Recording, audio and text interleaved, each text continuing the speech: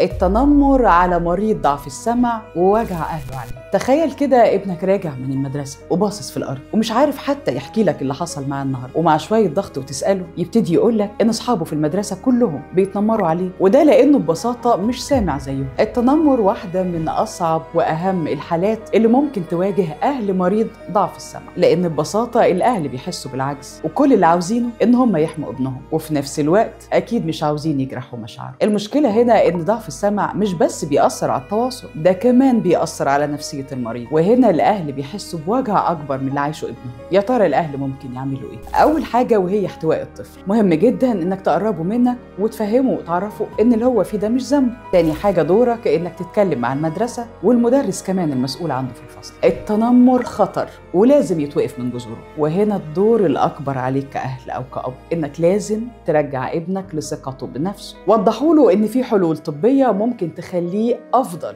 وترجع ثقته بنفسه، وده هيفرق معاه جدا وسط أصحابه. ما تأخروش الفحص الطبي، لأن التدخل بدري هنا بيلغي الإحراج اللي ممكن ابنك يحسه وسط المجتمع أو وسط أصحابه. في الصفوة للسماعات الطبية خبرة أكتر من 25 سنة. مش بس بنهتم بالعلاج، احنا هنا بنهتم بكامل التجربة اللي بيمر بيها المريض وأهله، ولأن التنمر بيأذي الطفل والأهل معاه، وده بيخلينا نسأل إزاي نوفر لأولادنا الدعم الطبي والنفسي في نفس الوقت. استنونا بقى في الحلقة الجاية مع الصفوة للسماعات الطبية علشان نقول لكم إزاي تقدر تختار السماعات المناسبة.